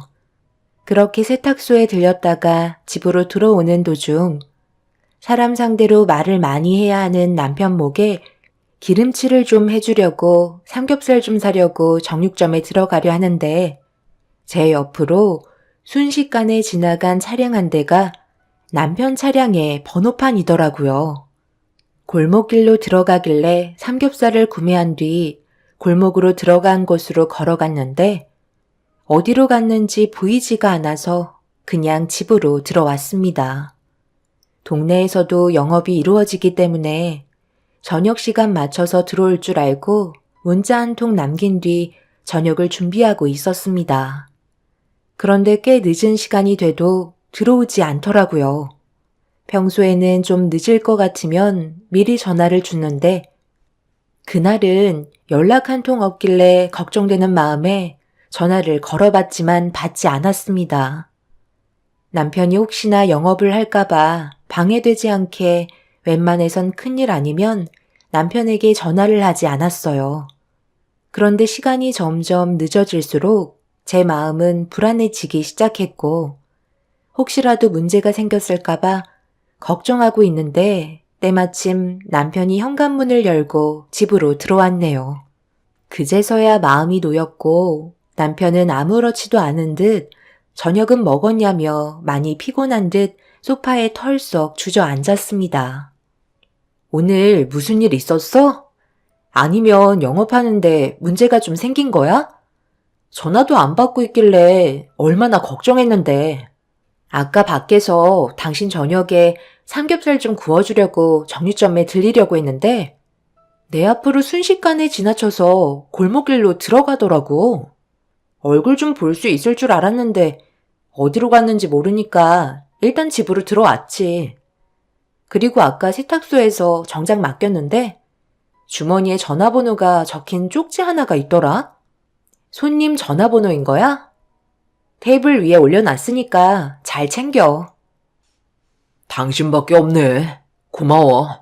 오늘 마지막 손님이 나랑 꽤 오래 거래하셨던 분이라 친분이 좀 있는데 아까 목욕탕 좀 같이 가자고 그래서 잠깐 다녀온다는 게 나와서도 술 한잔 하다 보니까 당신한테 연락할 시간이 없었어. 그래도 차 한 대 계약은 달성했네. 이번 달도 실적 좀 되겠어. 그분이 그래도 나를 좀 신경 써주시는 분이라 이번에 지인분들 것도 알아봐달라고 하시길래 내일도 아마 정신 없을 거야. 만약 연락하지 못하면 당신 먼저 저녁 먹고 쉬고 있어.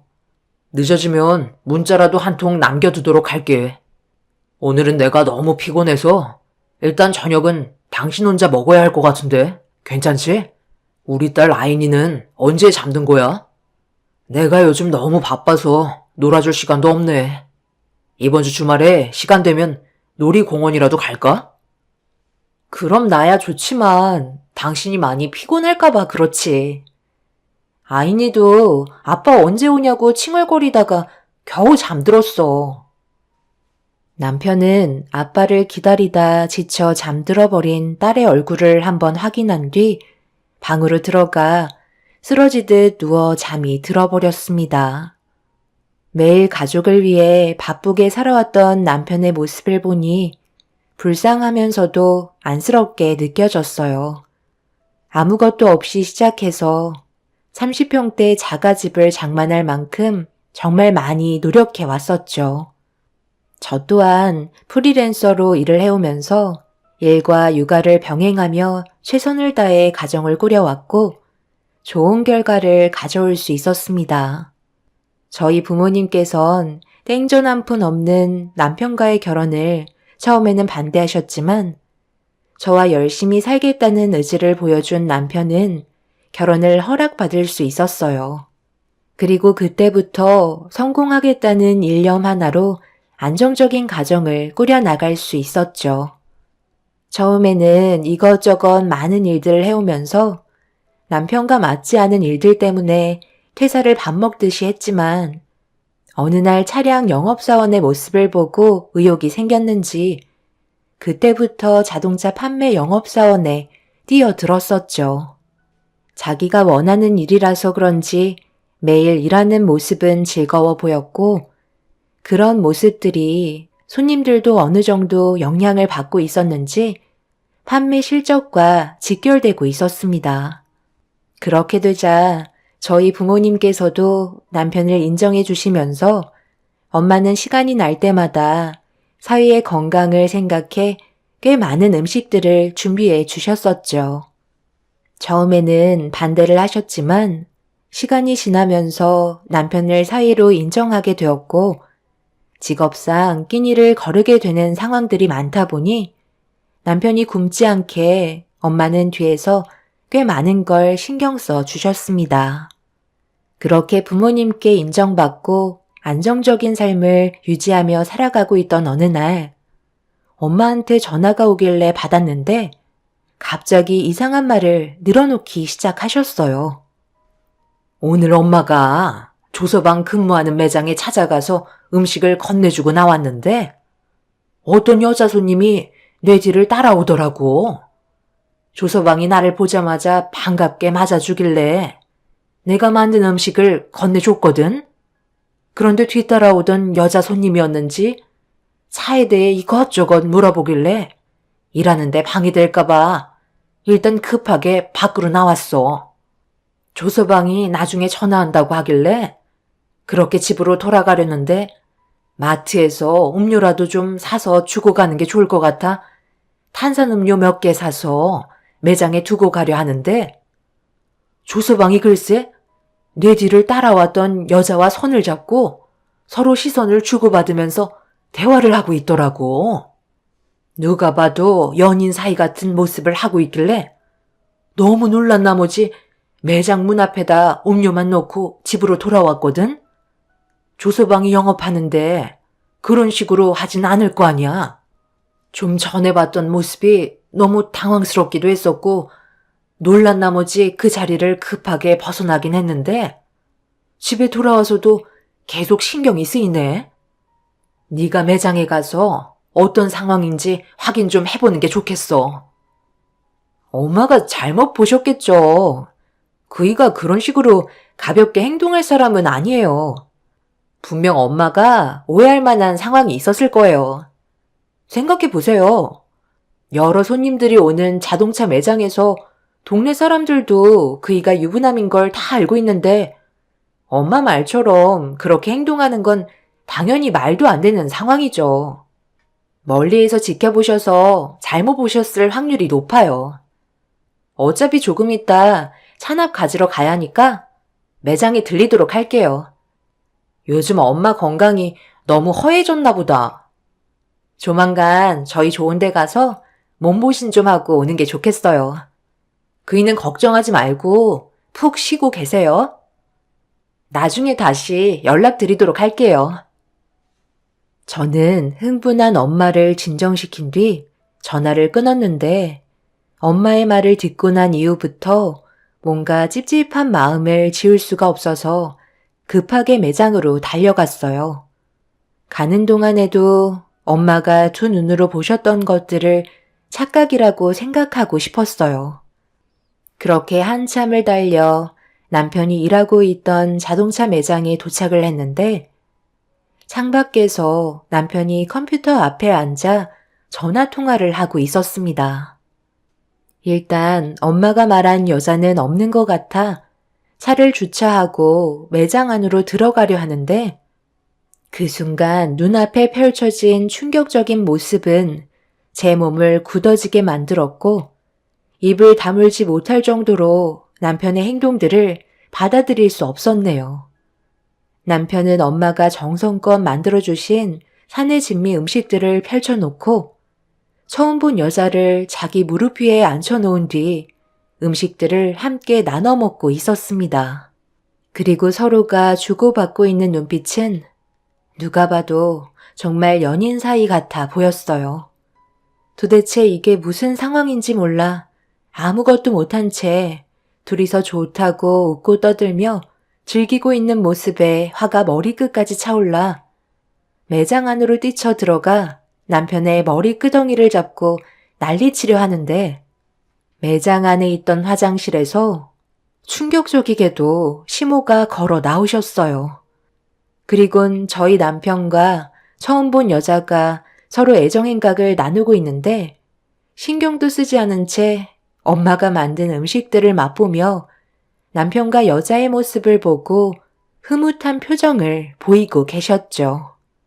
너무 순식간에 일어난 일이라 숨죽일 수밖에 없었고 눈앞에 펼쳐진 광경들을 전부 촬영한 다음 현장에서 벗어나려 하는데 남편이 손님의 전화를 받았는지 분주하게 움직이기 시작했고 시모와 여자는 남편의 차량에 올라탔습니다.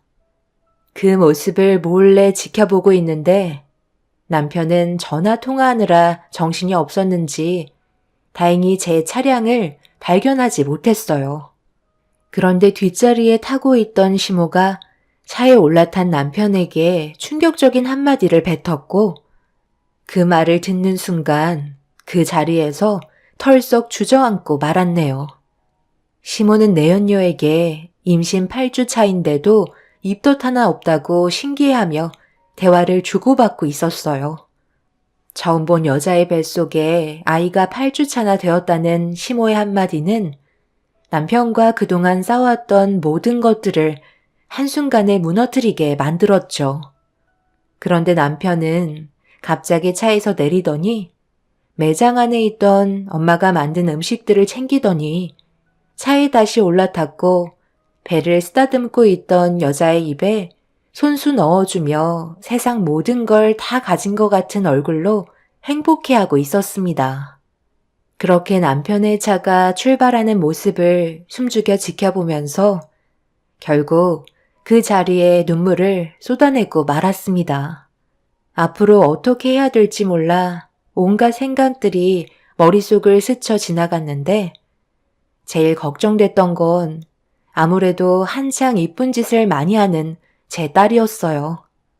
맨날 아빠를 그리워하고 있던 딸이 받을 상처를 생각하니 가슴이 찢어질 정도로 너무 괴로워 숨조차 쉬기 힘들 정도로 눈앞에 펼쳐졌던 상황들을 받아들이기가 어려웠습니다. 남편의 차가 멀리에서 신호에 걸려 대기하고 있는 걸 보고 있는데 저도 모르게 뒤를 밟아보는 게 좋을 것 같아 급하게 차에 시동을 걸어 남편의 뒤를 쫓았어요. 그런데 또 한 번 놀라게 되는 일이 눈앞에 펼쳐지고 말았습니다.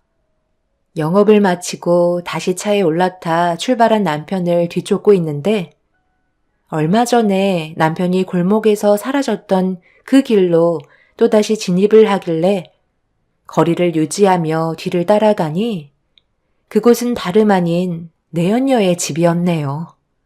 그리곤 시모와 내연녀가 차에서 내렸고 남편은 내연녀를 부축해주면서 건물 안으로 들어가는 걸 두 눈으로 목격하고 말았습니다.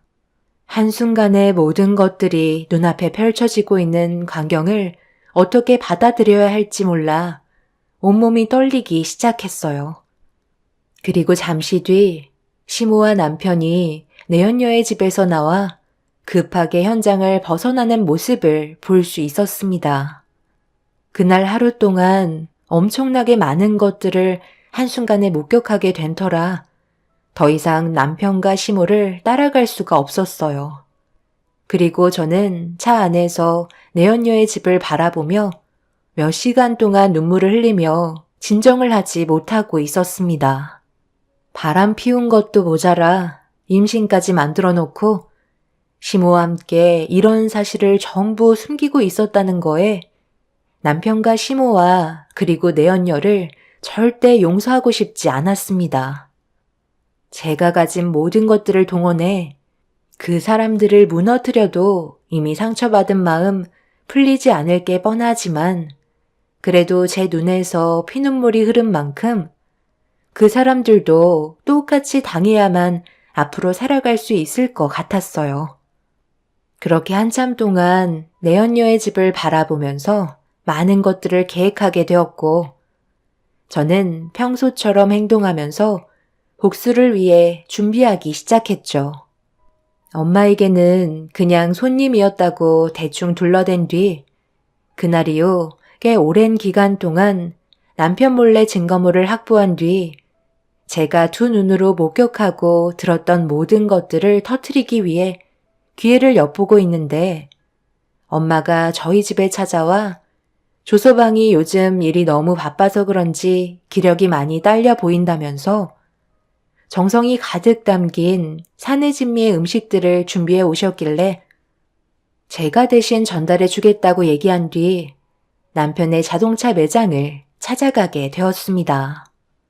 평소처럼 손님과 대화를 주고받고 있던 남편과 눈이 마주쳤고 억지로 미소를 띈 뒤 테이블 위에 엄마가 만들어주신 음식들을 올려놓고 정신없이 바쁘게 움직이고 있는 남편과 눈 인사를 건넨 뒤 저는 집에 돌아가는 척 연기를 하며 건너편에 주차되어 있던 제 차에 올라타 상황을 지켜봤습니다. 남편은 그 사이 누군가와 통화를 시작했고 잠시 뒤 내연녀와 시모가 서로 팔짱을 낀 채 백화점에 다녀왔는지 양손에는 쇼핑백이 들려 있었네요.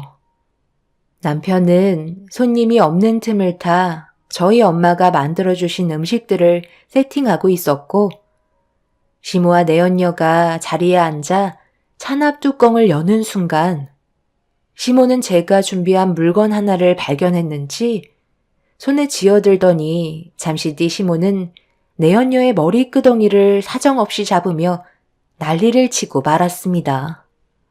그리고 주변을 살피던 시모 앞에 제가 나타났네요. 제가 못 올 때 온 것도 아닌데 다들 뭘 그리 놀라고 그래? 어머님이 저 여자의 머리채를 잡았다는 건 모든 내용을 들었다는 건데 이제 어쩌실 거예요? 저놈은 하라는 영업은 안 하고 다른 여자와 이중으로 살림을 차렸는데 그걸 제가 알아버렸네요. 그런데 그걸 어머님은 좋다고 받아들여 주셨고요. 그런데 왜 머리끄덩이를 잡으셨어요? 임신한 몸인데 그러다 유산되면 어쩌려고요? 너 언제부터 알고 있었던 거야? 그동안 우리 뒷조사하고 다녔던 거니? 그래서 이제 어쩌려고? 내 아들과 이혼이라도 하겠다는 거야? 사람은 누구나 실수할 수 있다. 이 정도에 가지고 지금까지 힘들게 읽어놓은 가정을 깨트릴 생각은 아니지? 좀 더 신중하게 생각해라. 아이니가 너 이혼하면 얼마나 큰 상처를 받겠어? 네가 이 사실들을 알기 전에 내가 먼저 수습하려고 계획하고 있었단다. 너는 시엠이 말을 들어야지. 내 속은 그동안 어땠는지 아니? 매일 불안한 마음 가지고 두 발 뻗고 잔 적 단 한 번도 없었다. 그런데 이런 사실을 밝혀줘서 정말 고맙구나. 지금부터는 내가 알아서 처리할 테니까 너는 그냥 뒤에서 구경만 해라. 우리 집안 문제 밖으로 새어나가지 않게 해줄 수 있는 거지?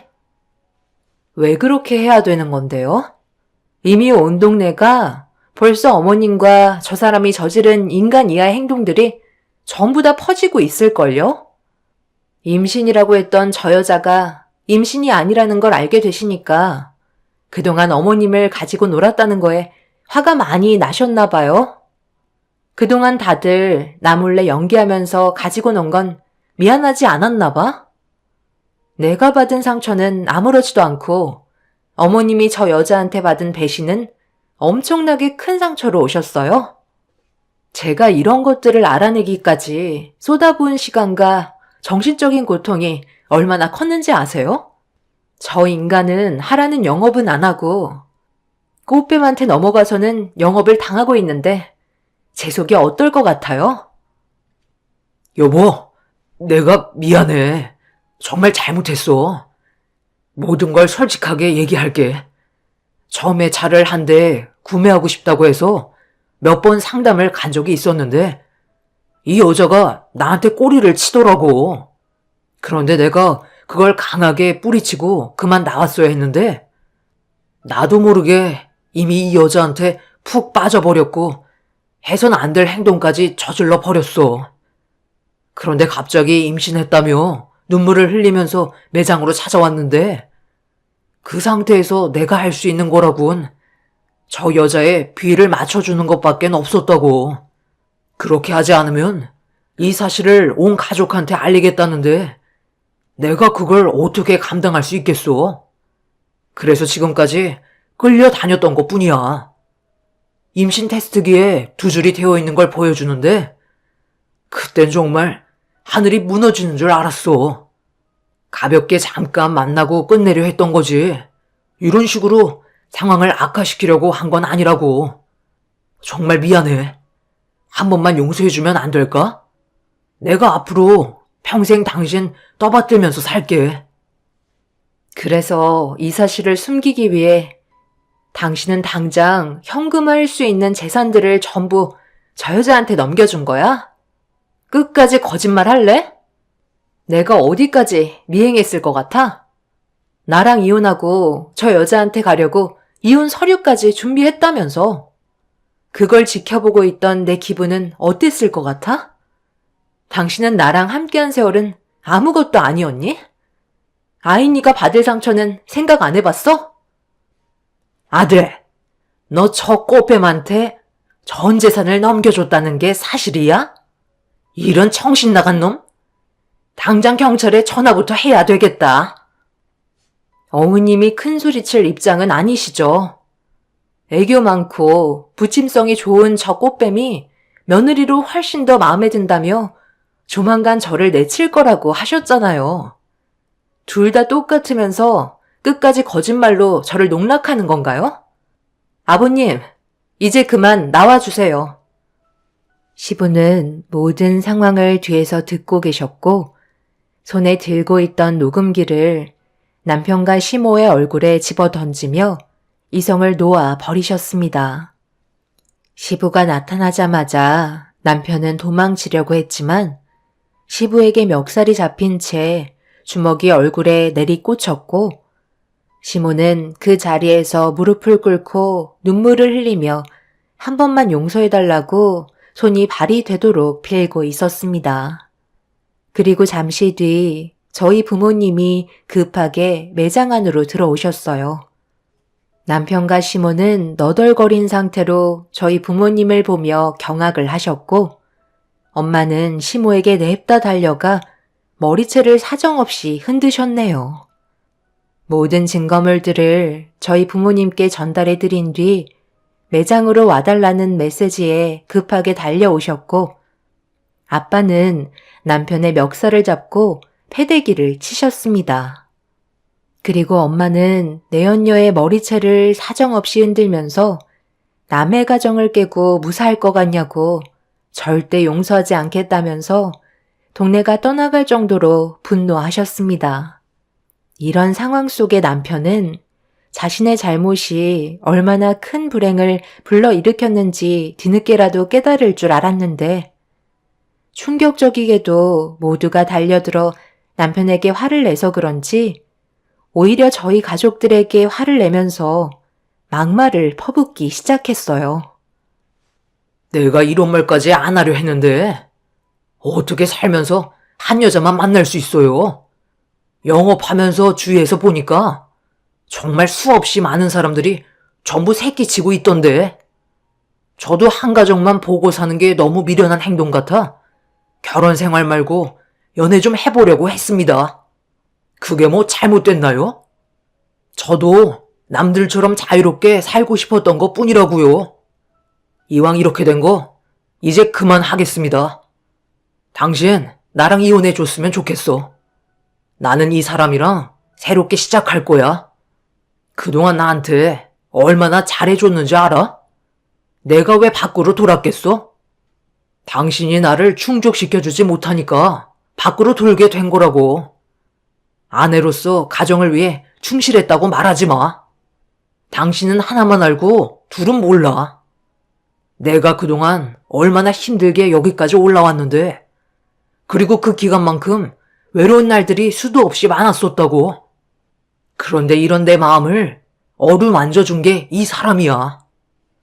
그래서 지금 나랑 이혼하겠다고 큰소리 치는 거야? 아직까지 뭘 잘못했는지 전혀 파악하지 못하고 있는 거네? 당신은 정말 이기적이구나. 어떻게 혼자만 생각해? 여자인 나는 안 힘들 것 같아? 맨날 다른 집에 들어가 웃음 팔면서 정수기 한 대 사달라고 애원을 하는 내 심정 당신이 뭐라는데? 학교 애들이 아이니한테 뭐라고 했는지 알아? 내가 물장사하는 엄마라고 놀려댔대. 그런 말을 듣고 그동안 얼마나 많은 눈물을 훔치면서 지금까지 버텨왔는데 집안의 가장이라는 사람이 다른 사람들이 불륜을 저지른다고 똑같이 그 길을 걷고 있어? 내가 원하는 것도 이혼인데 잘 됐네. 저 더러운 꽃뱀한테 거지가 될 때까지 물려 뜯겨봐야 정신 차리지? 두 번 다시 우리 가족 앞에 나타날 생각 하지 마. 남편의 행동들이 저에게 너무 큰 실망을 안겨주었어요. 용서를 구해도 모자랄 판에 힘들게 모아둔 재산까지 전부 다 꽃뱀한테 넘겨줘 놓고서 오히려 큰 소리치는 남편은 이미 저에게 마음이 떠난 상태였습니다. 한 여자한테 정신이 팔려 집안을 무너뜨리게 될 거라곤 전혀 상상하지 못했었는데 이런 일이 생기게 되니 제 마음은 걸레처럼 너덜거리게 되었네요. 시모는 모든 상황을 다시 바로잡고 싶었는지 저에게 손이 발이 되도록 빌었지만 이미 엎질러진 물이었고 절대 용서해주고 싶은 마음은 없었습니다. 내연녀가 임신했다고 했을 때 저를 내치려고 생각했었으면서 임신이 아니라는 사실을 알게 되니 그제서야 후회가 밀려왔는지 손해보게 될 것들이 많아지자 무슨 수를 써서라도 제자리로 돌려놓고 싶어 하셨어요. 사부인, 정말 죄송합니다. 이 못난 어미 때문에 자식놈이 저렇게 되어버렸네요. 바로잡을 수 있는 기회를 한 번만 주신다면 평생 잘못을 뉘우치며 살아가도록 하겠습니다. 며느리가 제 마음에 차지 않았던 건 사실입니다. 딸 하나 낳아놓고 둘째는 가지려 하지 않으니 제가 너무 서운했던 나머지 아들이 잘못된 길을 걸어가고 있는데도 저 여자가 임신했다고 했을 때 내심 아들일지도 모른다는 생각 때문에 저도 모르게 아들의 편을 들어주게 되었네요. 뒤늦게 바로 깨달았으니 제발 한 번만 용서해 주시면 안 될까요? 어떻게 해야 저희를 다시 받아주실 수 있을까요? 시키는 건 뭐든 다 하겠습니다. 그럴 필요 없습니다. 그동안 열심히 살기 위해 뛰어다니는 사이가 안쓰러워 4시간 버려가면서 몸에 좋은 음식 해다 먹였는데 모두를 속이고 뒤에서 호박씨나 까고 있었다는 걸 생각하면 저희 집안을 지금까지 어떻게 보고 있었는지 안 봐도 눈에 훤하네요. 용서는 없을 테고 법적으로 처리하도록 하겠습니다. 그리고 조서방이 지금 저희한테 나타내는 태도를 보면 잘못을 뉘우치고 있는 모습이 전혀 없잖아요. 이미 저 여자한테 재산을 넘겨줄 정도면 내 딸에게는 마음이 떠난 상태인데 받아줘봤자 저희 가족은 불행만 있을 뿐입니다. 오늘 이 시간 이후로 2번 다시 마주치는 일이 없었으면 좋겠네요. 엄마의 말을 끝으로 저희는 시댁 지방과 내연녀를 상대로 현재 법적인 절차를 진행 중에 있습니다. 남편은 아직까지도 자신의 잘못을 인정하지 않고 있는 중이네요. 이런 상황들이 참 답답할 뿐입니다. 제 딸에게는 이런 상황을 아직 알리지 않았어요.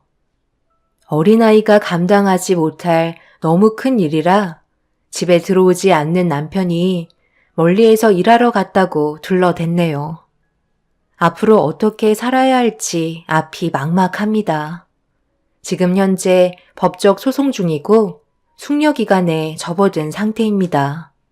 지금까지 남편은 연락 한 통 없는 중이지만 시부모님께서는 저희 집에 찾아와 용서를 구하고 계시네요. 좋게 해결하길 원하고 있지만 제가 받은 상처는 조금도 회복되지 않았기 때문에 용서는 없을 것 같습니다. 앞으로 있게 될 상황들을 제 딸에게 어떻게 설명을 해야 할지 걱정이에요. 이런 아픔을 가지고 있는데도 저는 밥 벌어 먹고 살기 위해 정수기를 팔러 고객님 집으로 향하고 있네요. 웃지 못할 상황인데 웃어야 하는 제 자신이 너무 싫습니다. 제 사연 들어주신 분들, 오늘 하루도 힘내시길 바랄게요. 감사합니다.